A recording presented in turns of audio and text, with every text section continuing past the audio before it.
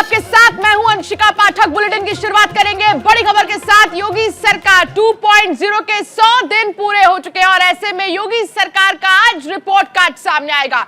सरकार के 100 दिनों का लेखा जोखा सरकार आज पेश करेगी। सरकार की उपलब्धियों का भी ब्यौरा आज दिया जाएगा। तो आपको बता दें कि आज जो है 100 दिन क्योंकि पूरे हो गए हैं दूसरे कार्यकाल के योगी आदित्यनाथ के, ऐसे में आज सरकार की उपलब्धियों का ब्यौरा दिया जाएगा। जो तमाम योजनाएं हैं सरकार की, उनके बारे में विस्तृत जानकारी दी जाएगी कि आखिर सरकारी योजनाओं से कितने लोग जुड़े हैं और इसका फायदा कैसे जनता को हुआ है। और ये तस्वीर आपको हम दिखा रहे हैं जहां डिप्टी सीएम केशव प्रसाद मौर्य, ब्रजेश पाठक, खुद योगी आदित्यनाथ, स्वतंत्र देव सिंह मौजूद हैं और सुरेश खन्ना भी यहां पर मौजूद हैं। तो ये वो तमाम नेता हैं, बड़े दिग्गज नेता हैं योगी आदित्यनाथ के साथ जो इस वक्त मौजूद हैं। और साथ ही आज रिपोर्ट कार्ड दिखाया जाएगा। आज सरकार अपनी उपलब्धियों का ब्यौरा देगी और साथ ही ये भी बताएगी कि आखिर अब तक 100 दिन में क्या कुछ किए गए। हालांकि दूसरी बार, क्योंकि यूपी के इतिहास में अगर हम देखें तो किसी पार्टी ने दूसरी बार जीत हासिल की है और दूसरी बार जीत हासिल करने के बाद, क्योंकि 100 दिन का टारगेट भी तमाम विधायकों को, नेताओं को दिया गया था कि 100 दिन में वो क्या कार्य कर रहे हैं, विभागों के जो मंत्री हैं वो क्या कार्य कर रहे हैं और उन्होंने क्या योजनाएं तैयार की है अपने विभागों को लेकर, उसके बारे में भी विस्तृत जानकारी दिया जाना है।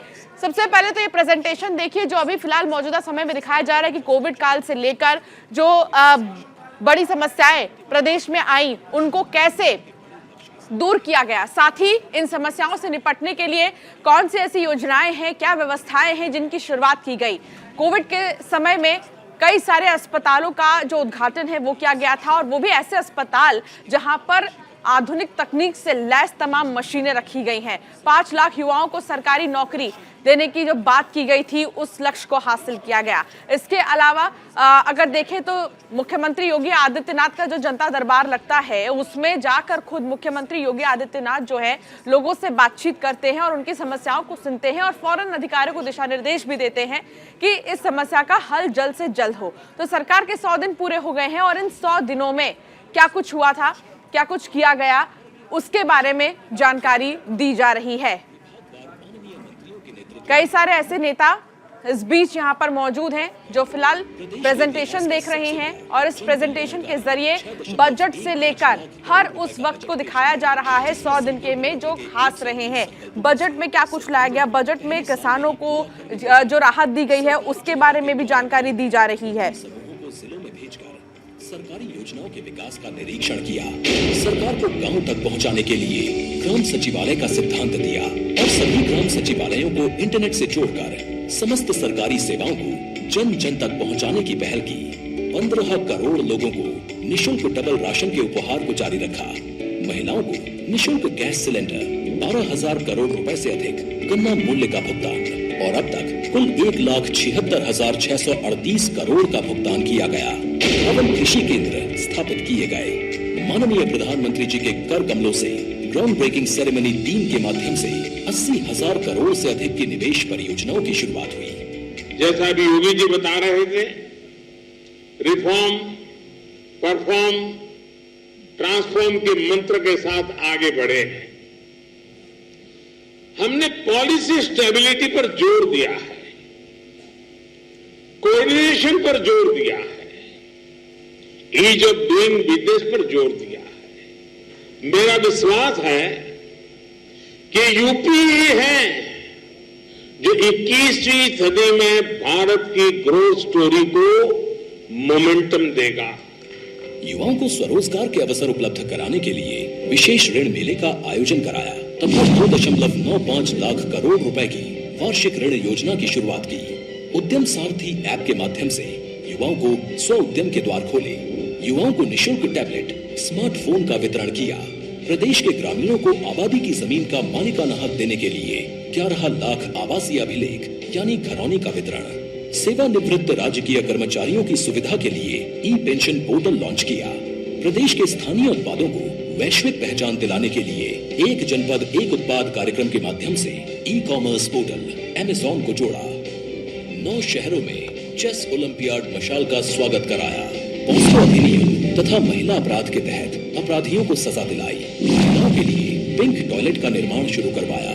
इंफ्रास्ट्रक्चर को और मजबूत बनाते हुए सड़कों, पुलों एवं एयरपोर्ट के निर्माण के कार्य शुरू हुए।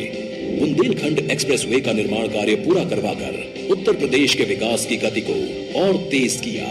500 से अधिक सड़कों का निर्माण करवाया, 68 से अधिक बाढ़ परियोजनाओं को पूर्ण करवाया।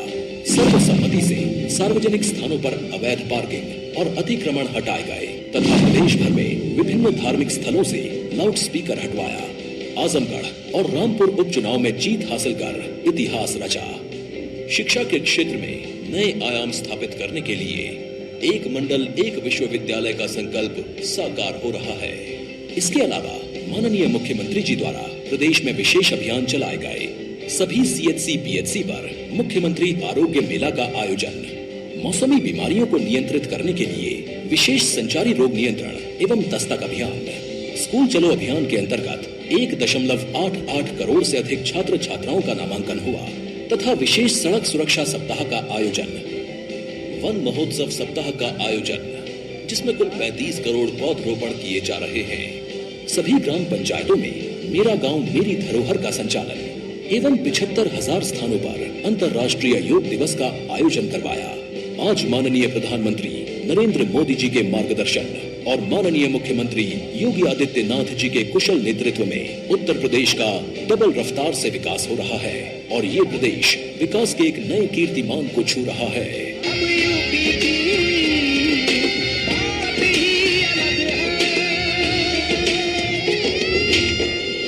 सेवा, सुरक्षा और सुशासन के लिए समर्पित 100 दिन।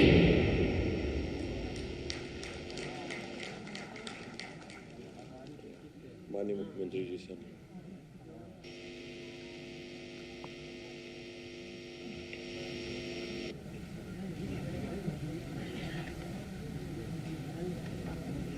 मित्रों, मैं भारतीय जनता पार्टी नीत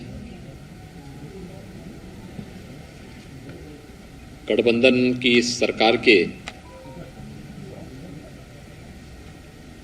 दोबारा सत्ता में आने के साथ ही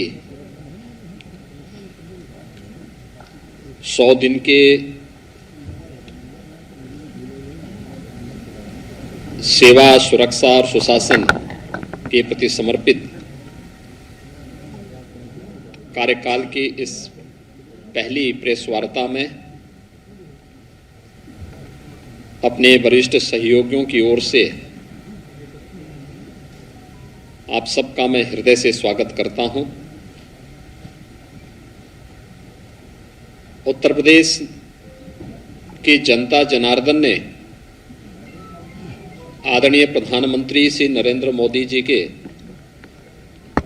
नेतृत्व में, उनके मार्गदर्शन में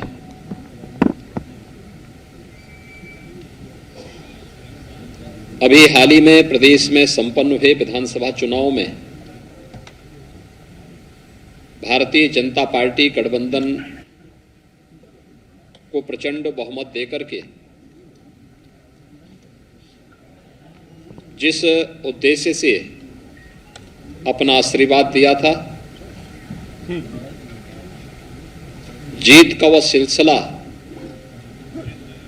जन विश्वास का प्रतीक तो था ही, वह निरंतर नित नए प्रतिमान स्थापित कर रहा है। विधानसभा चुनाव के बाद उत्तर प्रदेश विधान परिषद के स्थानीय प्राधिकारी के 36 सीटों पर चुनाव संपन्न हुए। इन 36 में से 33 सीट भारतीय जनता पार्टी ने और 3 सीटें निर्दलीयों ने जीते। समाजवादी पार्टी, बहुजन समाजवादी पार्टी और कांग्रेस 0 पर रही। यही नहीं, विधान परिषद गठन के पश्चात 87 वर्ष के बाद पहली बार उत्तर प्रदेश विधानमंडल का उच्च सदन कांग्रेस विहीन भी हो गया है। कांग्रेस मुक्त उच्च सदन उत्तर प्रदेश के अंदर हुआ है।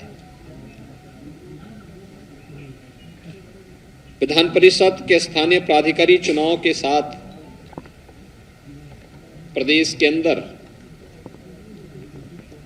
दो महत्वपूर्ण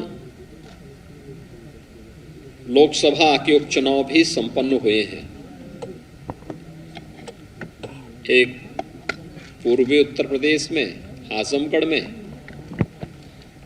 और एक पश्चिमी उत्तर प्रदेश के रामपुर में। दोनों सीटें 2019 के लोकसभा चुनाव में समाजवादी पार्टी ने जीती थी।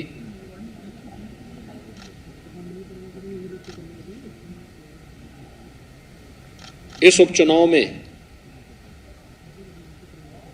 जनता जनार्दन का आशीर्वाद भारतीय जनता पार्टी को प्राप्त हुआ।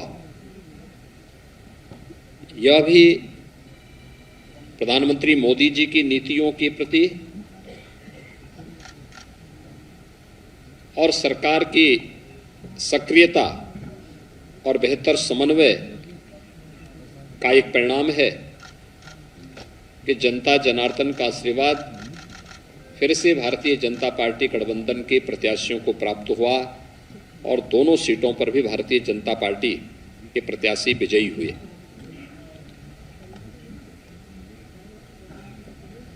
पच्चीस मार्च 2022 को हमारी सरकार ने प्रदेश के अंदर शपथ ग्रहण किया।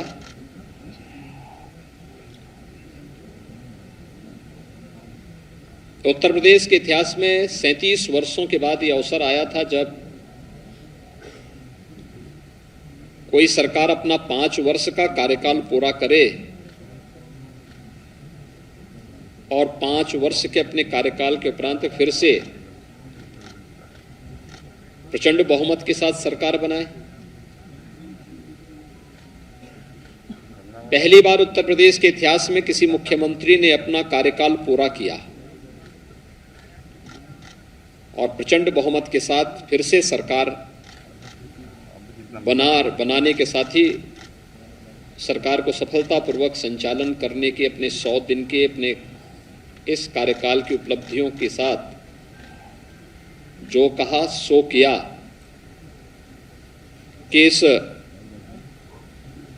अपने परंपरागत अभियान को लेकर के फिर से मैं आपके बीच में यहां पर उपस्थित हुआ हूं। हम सब जानते हैं कि उत्तर प्रदेश देश की सब आबादी के दृष्टि से सबसे बड़ा राज्य है और प्रधानमंत्री जी बार बार इस बात को कहते हैं कि उत्तर प्रदेश में संभावना है, एक पोटेंशियल है कि उत्तर प्रदेश भारत की अर्थव्यवस्था का ग्रोथ इंजन बनने की सामर्थ्य रखता है। उस सामर्थ्य को सजोने का कार्य और उसको देश और दुनिया के सामने प्रस्तुत करने का कार्य, उसकी आधारशिला 2017 से मार्च 2022 के बीच में हमारी सरकार ने किया। अब दूसरा कार्यकाल जो हमें उत्तर प्रदेश की जनता जनार्दन ने दिया है,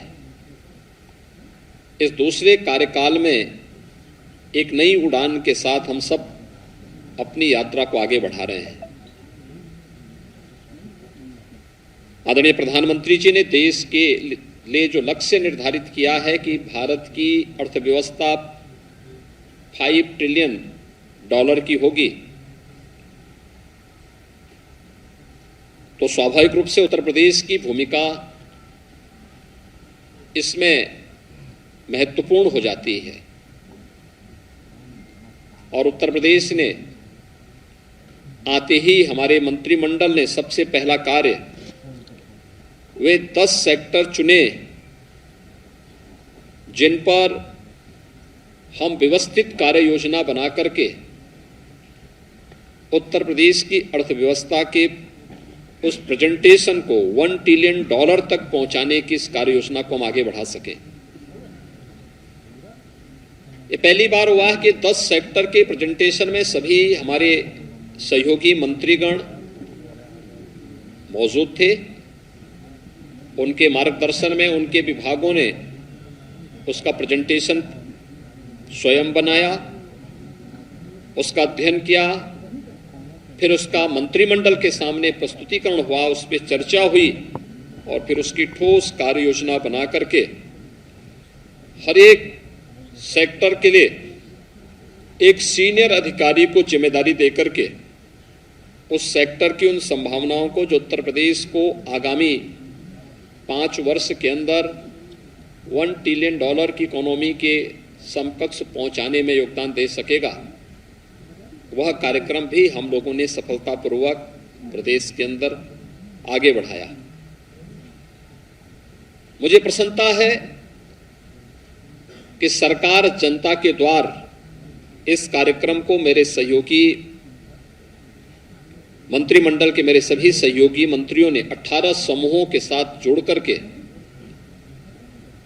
अलग अलग समूह, मंत्री समूह को 18 मंत्री समूह ने 18 कमिश्नरी को केंद्र में रख करके 72 घंटे के लिए एक कमिश्नरी में कैंप किया। जनपद स्तर पर गए, गांव में गए, नगर में गए, अलग अलग संगठनों, संस्थाओं के साथ बैठकें भी संपन्न की, जनता चौपाल के कार्यक्रम भी आयोजित किए, विकास कार्यों के भौतिक सर्वेक्षण भी किए और उन कार्यक्रमों को आगे बढ़ाने का कार्य किया जो जनता के मन में एक नया विश्वास पैदा कर सके। मंत्री समूह ने अब तक हर मंत्री समूह 2 कमिश्नरी कवर कर चुके हैं और सफलतापूर्वक इन कार्यक्रमों को एक नई गति उनके मार्गदर्शन में न केवल अपने विभाग के कार्यों को बल्कि जमीनी धरातल पर जाकर के देख करके शासन की सभी प्रकार की योजनाओं को प्रभावी ढंग से क्रियान्वयन का कार्यक्रम भी आज प्रदेश के अंदर सफलतापूर्वक आगे बढ़ने का कार्य हो रहा है। मित्रों,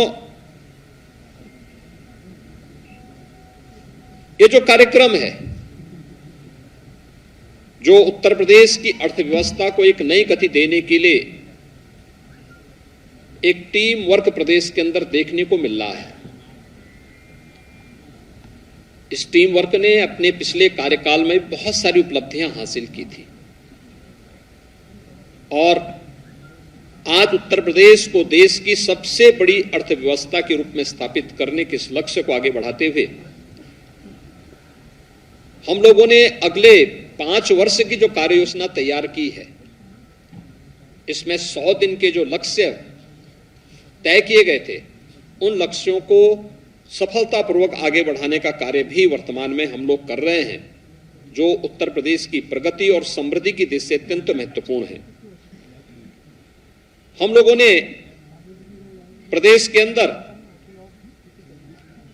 जो कार्य योजना तैयार की, इस दौरान हम लोगों ने तकनीक का भी बेहतर इस्तेमाल किया।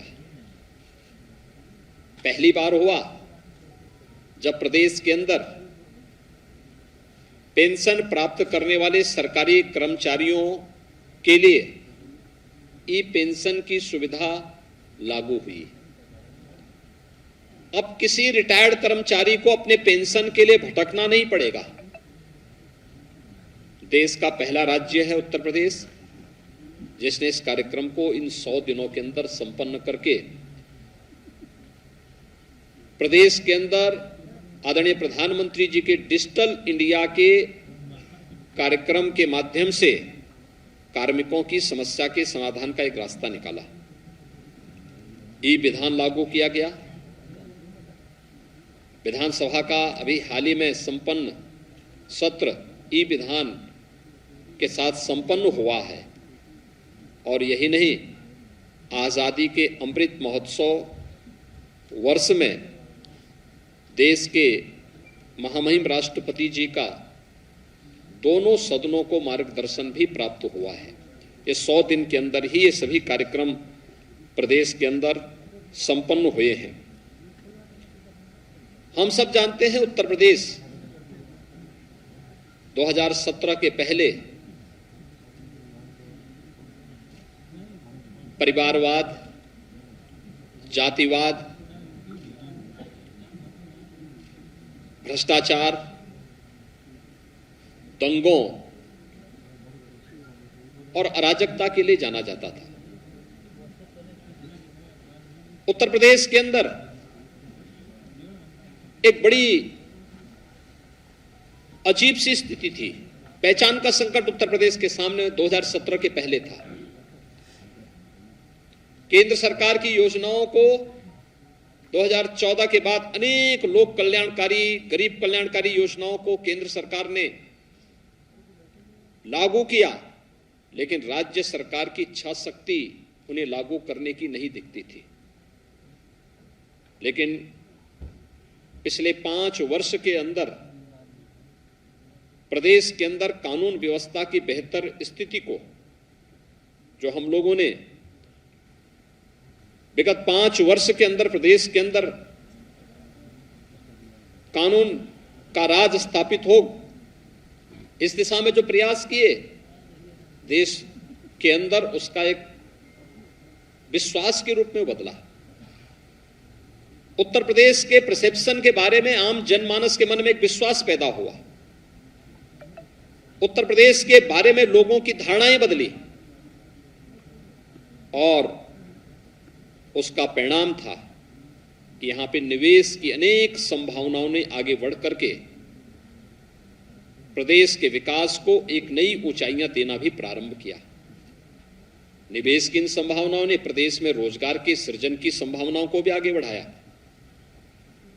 अपराध और अपराधियों के प्रति जीरो टॉलरेंस की सरकार की नीति प्रभावी ढंग से प्रदेश के अंदर क्रियान्वित हुई और इन 100 दिनों में भी प्रदेश के अंदर हमारी सरकार ने 844 करोड़ रुपए की माफियाओं की और पेशेवर अपराधियों की संपत्ति को जब्त करके अपनी उस प्रतिबद्धता को एक बार फिर से सबके सामने प्रस्तुत किया है। अगर मैं देखूं तो अब तक 2017 से अब तक 2,925 करोड़ रुपए की अवैध संपत्तियां हम लोगों ने प्रदेश के अंदर माफियाओं से जब्त की है। यही नहीं, ये पहली बार हुआ है कि जब पुलिस के संरक्षण में कहीं भी कोई गलत कार्य नहीं बल्कि अवैध पार्किंग हटाए गए, टैक्सी स्टैंड हटाए गए, उन्हें व्यवस्थित स्वरूप नगर निकायों के साथ मिलकर के भी प्रदान किया गया और आज लगभग प्रदेश के अंदर 68,700 से अधिक अतिक्रमण स्थल, जो सड़कों पर अतिक्रमण बनाए गए थे, आवागमन को बाधित करके किए जाते थे, उनको हटाया गया। 76,000 से अधिक अवैध पार्किंग स्थल भी मुक्त किए गए और वहां पर अब वाहनों की पार्किंग की सुविधा प्रदेशवासियों को प्राप्त हो रही है। और ये पहली बार हुआ कि धर्मस्थलों से माइक हट जाएं और अनावश्यक शोरगुल से लोगों को मुक्ति मिले। 1,20,000 से अधिक ऐसे माइक थे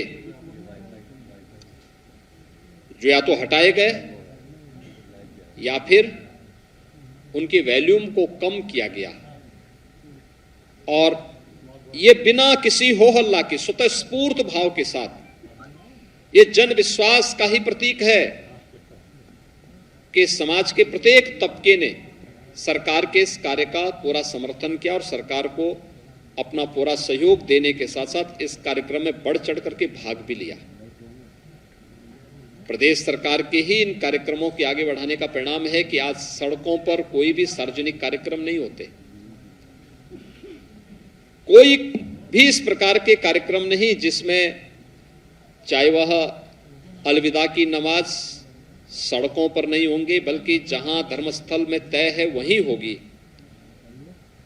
ईद के कार्यक्रम, रामनवमी के कार्यक्रम, अन्य कोई भी कार्यक्रम कहीं भी किसी सड़क पर प्रदर्शन के माध्यम नहीं बने, बड़ी शालीनता के साथ, शांतिपूर्ण तरीके के साथ ये सभी कार्यक्रम प्रदेश के अंदर संपन्न हुए और प्रदेश ने इन सभी कार्यक्रमों को आगे बढ़ाने का काम किया।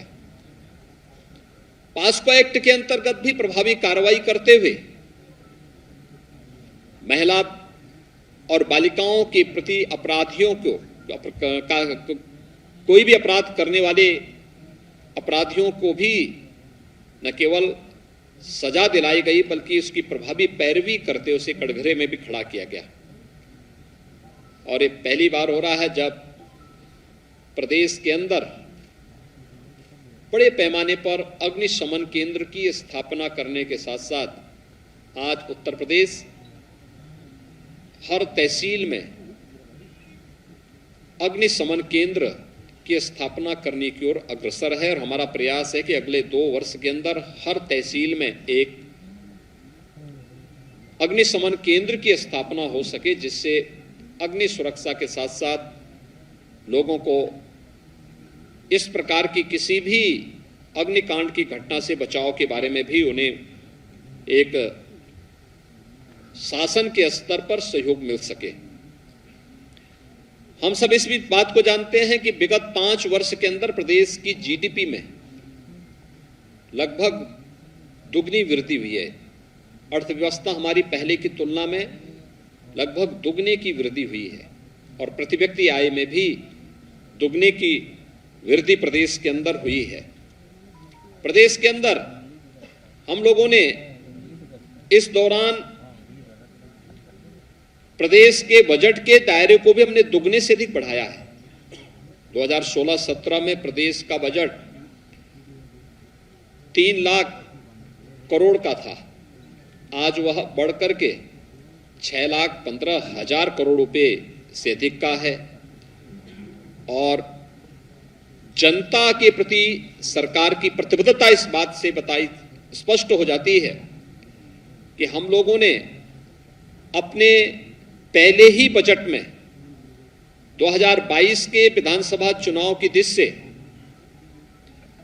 जो भी 130 संकल्प प्रदेश के विकास के लिए और लोक कल्याण के लिए, गरीब कल्याण के लिए लिए थे, उनमें से पहले ही बजट में हम लोगों ने 97 संकल्पों को पहले ही बजट में लेकर के प्रदेश की जनता के प्रति और प्रदेश के विकास और समृद्धि के प्रति अपनी प्रतिबद्धता को भी सरकार ने बहुत स्पष्ट कर दिया है।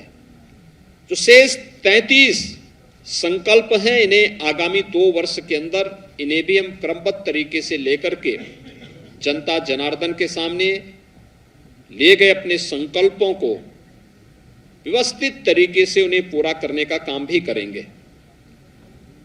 मित्रों, उत्तर प्रदेश के अंदर दशकों बाद औद्योगिक वातावरण भी देखने को मिला है। उत्तर प्रदेश में भी निवेश हो सकता है, उत्तर प्रदेश में भी उद्योग लग सकता है। ये 2017 के पहले एक सपना था, आज ये हकीकत में बदल रहा है। 100 दिन के अंदर आदरणीय प्रधानमंत्री जी के मार्गदर्शन में, उनके सानिध्य में 80,000 करोड़ रुपए से अधिक की परियोजनाओं को शिलान्यास करने के लिए आदरणीय प्रधानमंत्री जी ने कृपा पूर्वक अपना समय दिया और इसी राजधानी लखनऊ में एक कार्यक्रम हमारा संपन्न हुआ।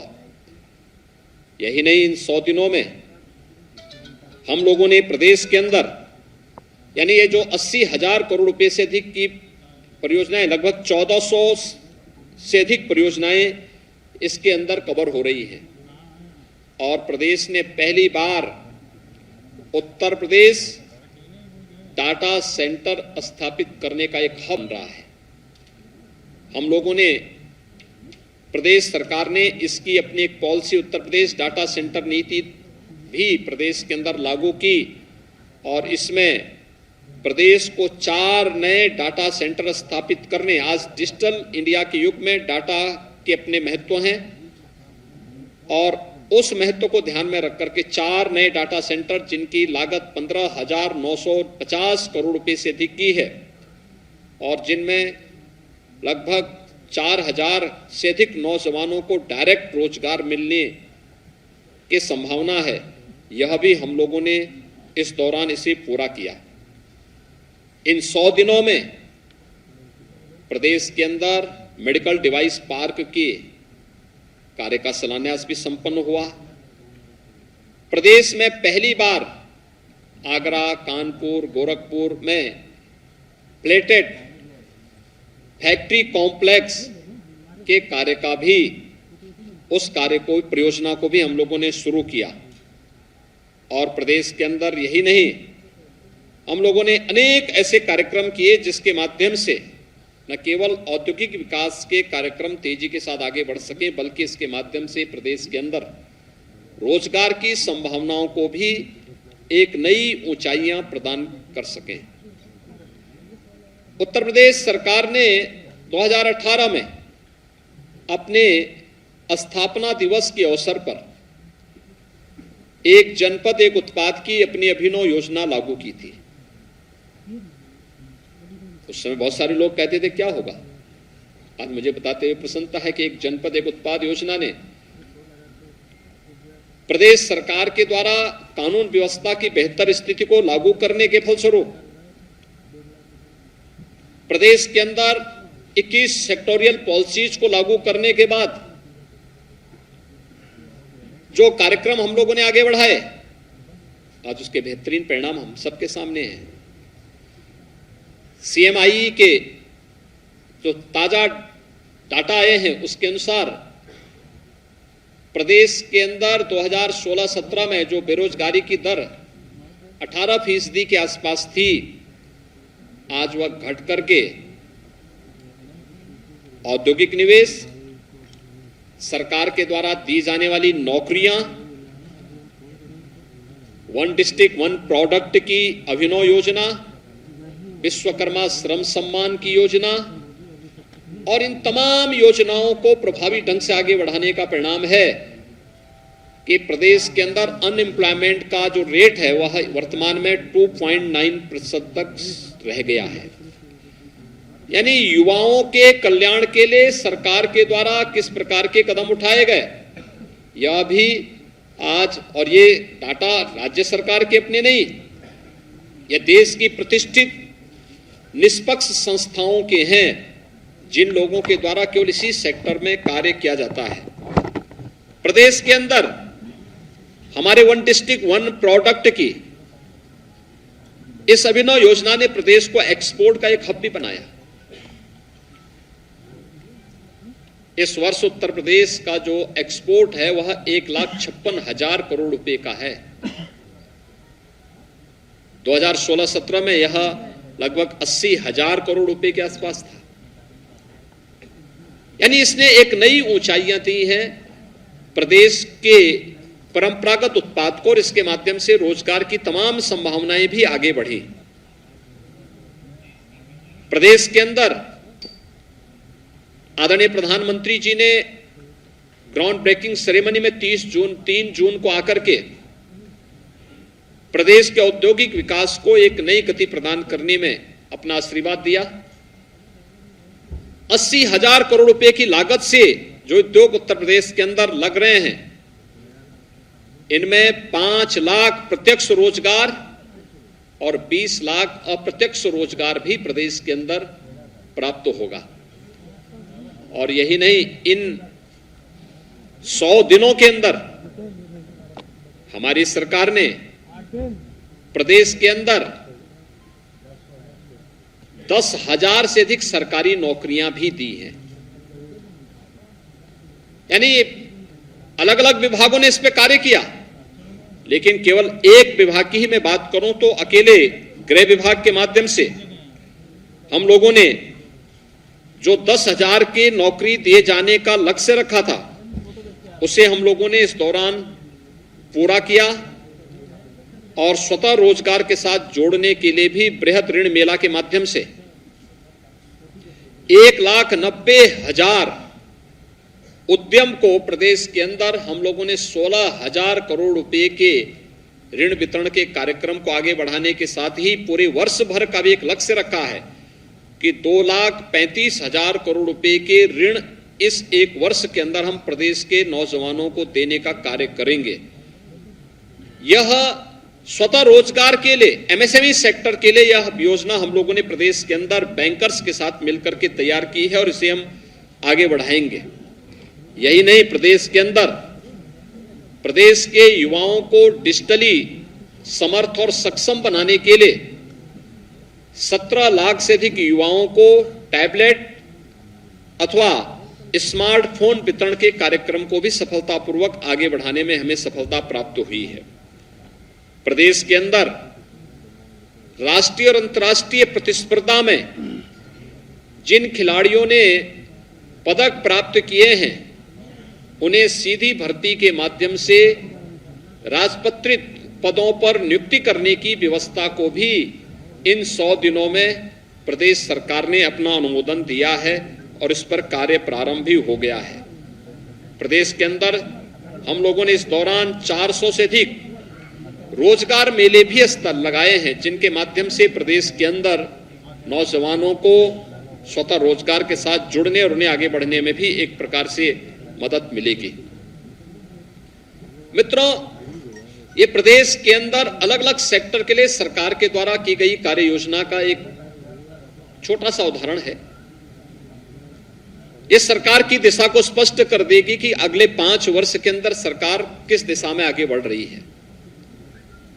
अगर आप देखेंगे सरकार की पहली कैबिनेट का 2017 में हमारी पहली कैबिनेट आई थी, हमने किसानों के लिए उस समय ऋण मोचन के एक बड़े कार्यक्रम को आगे बढ़ाया था। 86 लाख लघु और सीमांत किसानों के कर्ज माफी के कार्यक्रम को संपन्न किया था और 2022 की पहली कैबिनेट हुई थी। प्रदेश के 15 करोड़ गरीबों को प्रदेश के अंदर प्रधानमंत्री गरीब कल्याण अन्न योजना के साथ साथ राज्य सरकार के द्वारा भी फ्री राशन देने की उस व्यवस्था को आगे बढ़ाने का निर्णय हम लोगों ने पहली कैबिनेट में लिया था, जिसे 3 महीनों तक धान गेहूं के साथ, चावल और गेहूं के साथ ही दाल, तेल, नमक और अंत्योदय परिवारों को चीनी भी उपलब्ध करवाने की कार्रवाई को आगे बढ़ाया था। मुझे प्रसन्नता है कि संकट के समय सरकार उनके साथ खड़ी है और उन्हें हर प्रकार की सुविधा भी उपलब्ध करा रही है। सरकार ने इन 100 दिनों के अंदर यह भी निर्णय लिया कि प्रदेश के अंदर उज्ज्वला योजना के जो लाभार्थी हैं, 1,67,00,000 ऐसे लाभार्थियों को हम लोग प्रदेश के अंदर होली और दीपावली के अवसर पर एलपीजी का सिलेंडर फ्री में उपलब्ध करवाने का कार्य राज्य सरकार करेगी और यह कार्य भी सफलतापूर्वक आगे बढ़ चुका है। प्रदेश के अंदर हम लोगों ने इस दौरान वृद्धावस्था पेंशन धारक और निराश्रित महिला पेंशन धारक जो भी प्रदेश के लाभार्थी हैं, उन्हें प्रदेश के अंदर हम लोगों ने जो बचे हुए थे उनके लिए एक विशेष अभियान चलाए गए। उन्हें पेंशन की योजना के साथ जोड़ा गया। हम सब जानते हैं प्रदेश के अंदर वृद्धावस्था पेंशन, निराश्रित महिला पेंशन, दिव्यांगजन पेंशन मात्र 300 रुपए 2016-17 तक मिलती थी। पहले से 500 किया गया और सरकार गठित होने के साथ ही से 1000 रुपए करने का निर्णय भी लिया गया और उसके तहत वह पेंशन वितरण के कार्य भी तेजी के साथ आगे बढ़ रहे हैं। मुख्यमंत्री कन्या सुमंगला योजना में 1 लाख नई बालिकाओं को भी उसके साथ जोड़ा गया है। अब कुल बालिकाओं की संख्या जो मुख्यमंत्री कन्या सुमंगला योजना के साथ जुड़ी हैं, यह 13,68,000 बालिकाएं वर्तमान में इससे लाभान्वित हो रही हैं। और मुख्यमंत्री सामूहिक विवाह योजना भी पिछले 100 दिन के अंदर 14,085 जोड़ों का विवाह भी मुख्यमंत्री सामूहिक विवाह योजना के माध्यम से प्रदेश के अंदर हुआ। तो प्रदेश की बेटियों और बहनों के लिए आर्थिक स्वावलंबन का जो आधार है, सशक्तिकरण का जो आधार है, वह प्रदेश के अंदर महिला स्वयंसेवी समूह है। 82,520 स्वयं सहायता समूह को रिवॉल्विंग फंड एवं कम्युनिटी इन्वेस्टमेंट सपोर्ट फंड के रूप में 400 करोड़ रुपए देने का कार्य भी इन 100 दिनों में प्रदेश के अंदर किया गया। मित्रों, किसान, अन्नदाता किसानों के लिए सरकार पूरी मजबूती के साथ कार्य कर रही है। हम लोगों ने पिछले 5 वर्ष के अंदर प्रदेश के अंदर सिंचाई के दायरे को लगभग 21 लाख हेक्टेयर अतिरिक्त सिंचन की सुविधा प्रदेश के अंदर उपलब्ध करवाई। दशकों से लंबित बाणसागर, अर्जुन सहायक, सरयू नहर राष्ट्रीय परियोजना, इन सभी को हम लोगों ने लगभग 1.5 दर्जन अधिक जो परियोजनाएं थी, इन्हें हमें प्रभावी ढंग से प्रदेश के अंदर लागू किया। 21 लाख हेक्टेयर से अधिक भूमि को सिंचाई की सुविधा भी उपलब्ध करवाई। लगातार इस पर कार्य चल रहे हैं। जो शेष परियोजनाएं हैं उन्हें भी समयबद्ध ढंग से पूरा करने के लिए सरकार पूरी प्रतिबद्धता के साथ कार्य कर रही है। और 100 दिनों के अंदर प्रदेश के अंदर 2017 में आने के बाद ही प्रदेश ने प्रोक्यूरमेंट पॉलिसी भी प्रदेश के अंदर लेकर के आई थी, जिसमें किसानों से सीधे खरीद और लागत का 1.5 गुना दाम उन्हें प्रदान करने का कार्य भी प्रदेश के अंदर हुआ। विगत 100 दिनों के अंदर प्रदेश के गन्ना किसानों का 12,537 करोड़ रुपए का गन्ना मूल्य का भुगतान हुआ। और अगर पिछले 5 वर्षों के हम डाटा पर ध्यान दें तो इसमें 1,76,638 करोड़ रुपए का अब तक गन्ना मूल्य का भुगतान गन्ना किसानों को किया जा चुका है। पीएम किसान सम्मान निधि के माध्यम से प्रदेश के अंदर 2,55,000 किसानों को अब तक 2 करोड़ 55 लाख किसानों को 2 करोड़ 55 लाख किसानों को 47,265 करोड़ रुपए हस्तांतरित किए गए। और यही नहीं, 8 लाख कृषकों को 4,000।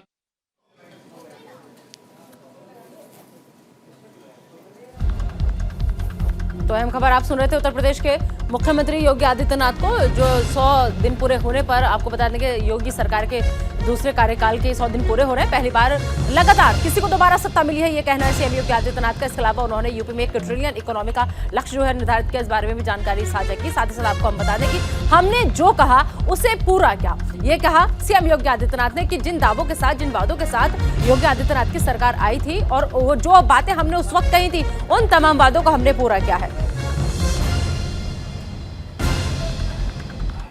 फिलहाल एक छोटा सा ब्रेक, बने रहिए न्यूज़ इंडिया के साथ।